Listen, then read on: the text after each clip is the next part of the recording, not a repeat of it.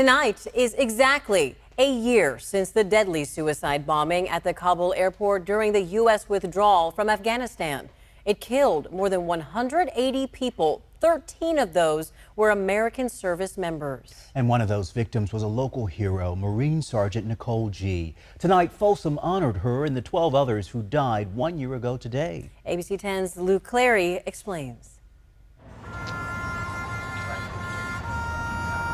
13 names.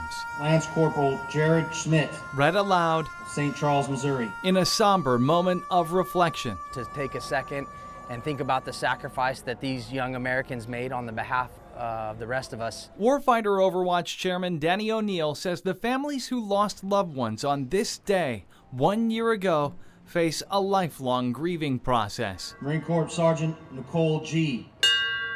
Her family does not get a day off from that. There's no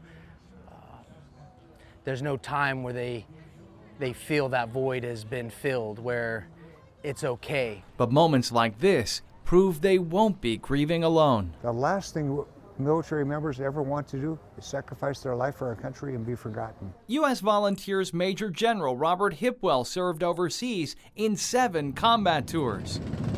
In his most recent mission, joining hundreds of others to help bring Sergeant G to her final resting place. I was so happy to see the community out in Orangevale on the streets 3 or 4 deep with flags and roses. Here I am.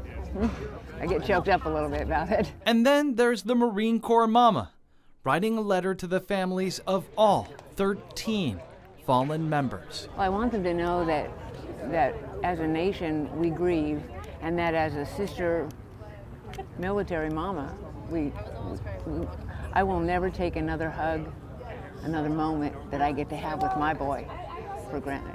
For those who lost someone on that day in Kabul, moments like this show they're not alone. And don't forget, Folsom Marine Sergeant Tyler Vargas Andrews was also badly injured in the attack. He lost an arm and a leg, but as you can see there, he is now back home, and we want to say thank you to all of our heroes for their service.